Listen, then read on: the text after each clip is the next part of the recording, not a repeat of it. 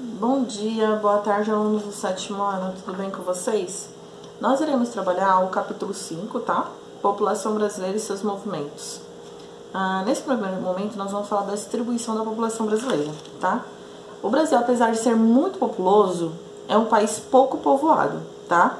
Então, significa que a sua densidade demográfica é muito baixa, tá? Ele é o quinto maior em extensão territorial, mas ele é pouco povoado.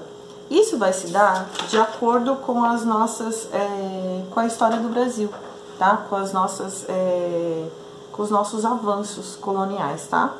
Então, assim, a gente tem que lembrar que a maior parte das atividades econômicas do Brasil foram feitas pelas faixas litorâneas, tá bom? Lembra como a gente falou, começou a falar de Brasil, foi pela faixa litorânea.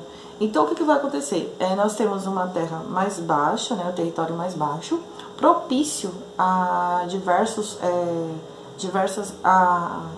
agricultura, né? É um solo fértil, então ele vai se dar através desse território. Então, assim, para a questão de povoamento, né, questão de aumento, né, então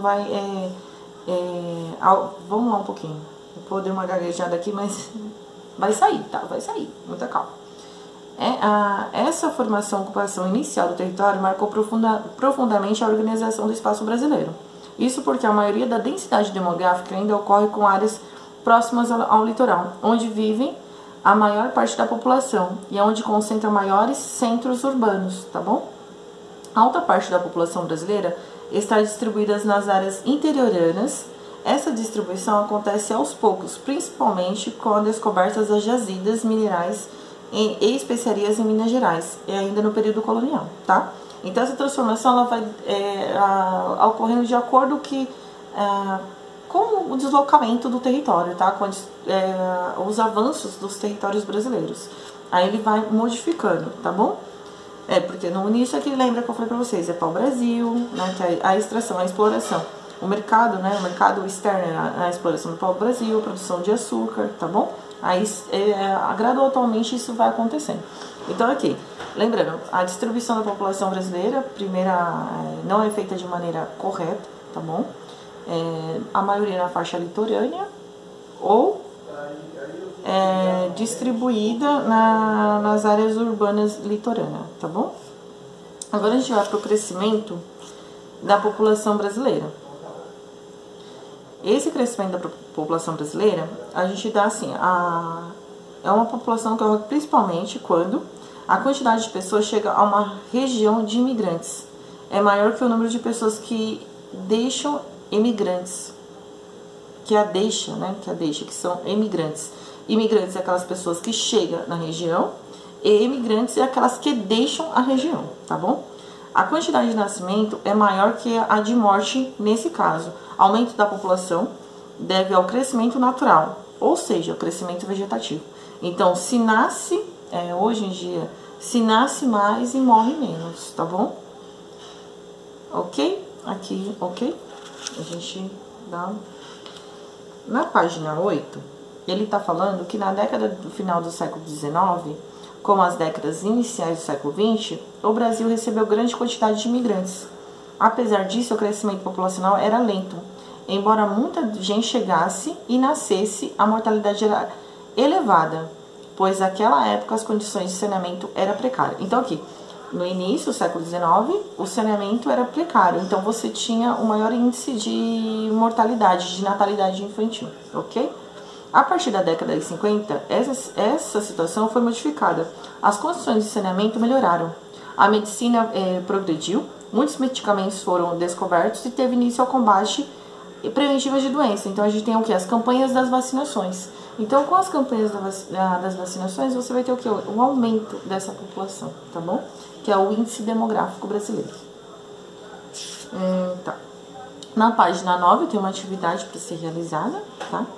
Aqui agora a gente vai falar um pouquinho sobre o censo demográfico. O censo demográfico é o IBGE. Ele faz as pesquisas, né? Todo ano nós temos o censo para saber a proporção da população de brasileiros, como ela vive. Esse censo, é uma questão também de você, quando faz essa análise, é uma questão política e social. Então, toda vez que um lugar tem um maior número elevado de população, então, automaticamente o governo entende que ele tem que fazer mais política para aquela região, tá bom? Ok. Aqui você tem um gráfico na página 10, tá? Que é a distribuição da população por cor, tá bom? Que ainda acontece muito aqui no Brasil. Movimentos da população do Brasil. É comum, né, em grupos de pessoas que se deslocam de um lugar para o outro, alguns desses deslocamentos são de pouca duração, como é o caso dos trabalhadores que saem diariamente das cidades para trabalhar em outra localidade, tá? O chamado movimento pendulares, tá? Que movimentos pendulares é o quê? Que são semelhantes de um pêndulo, isto é, ocorre de modo oscilante, que vão e voltam, tá bom? Estrangeiros chegados no Brasil, aqui permaneceram a migração, em termo utilizado para se referir aos deslocamentos de pessoas de um lugar para o outro. Indivíduo que realiza esse movimento são chamados de migrantes, quando a migração tem vindos que realiza esse movimento. Opa, professor, pula aqui. Tem dois aspectos: saída de um lugar, emigração, entra em outro lugar, imigrante. Por exemplo, os japoneses que veio para o Brasil é um emigrante. Para japoneses que lá ficaram, no entanto, é um imigrante para o brasileiro, tá bom? Então aqui nós vamos ter na página 7 uma atividade para ser feita, tá? Então aqui a gente tem os tipos de imigração.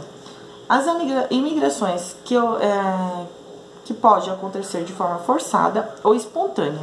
A migração forçada acontece quando a pessoa não migra por vontade própria. Nós podemos utilizar o exemplo dos africanos, tá? Que foram trazidos para cá à força para serem utilizadas a sua mão de trabalho, ok? Tá bom? E nas imigrações espontâneas são as pessoas que transferem de um lugar para outro por vontade própria, ou seja, tem motivos para deixar um lugar para ir para outro.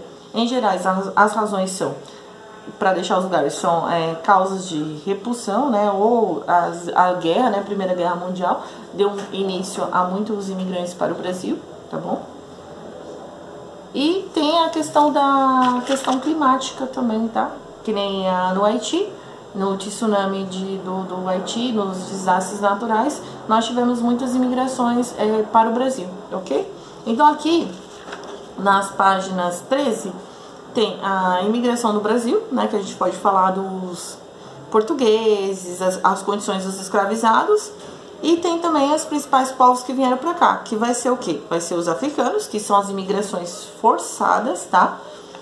E tem a Alemanha, espanhóis, portugueses e italianos, que são muitas vezes espontâneas, que são imigrações espontâneas que vêm ou fugindo de guerra, ou fugindo de doenças, ou fugindo de desastres naturais, ok?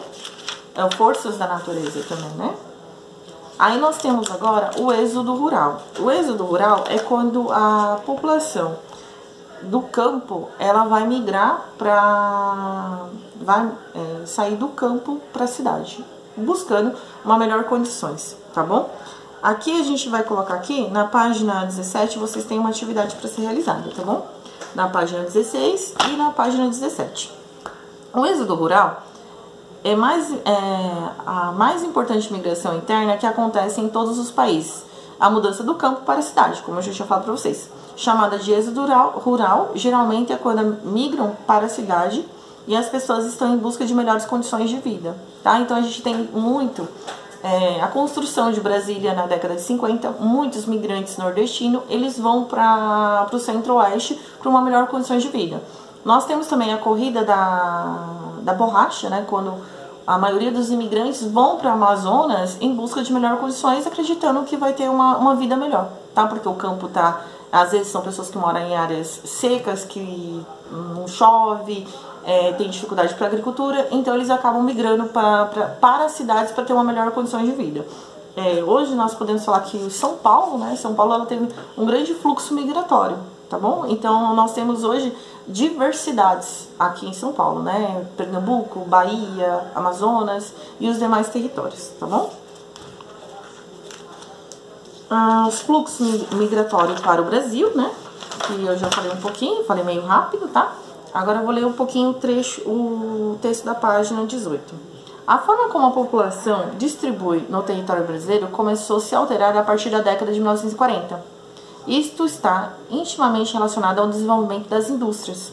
Até essa época, as indústrias do Brasil eram poucos, pequenas, mas voltadas para a fabricação de produtos destinados ao consumo interno.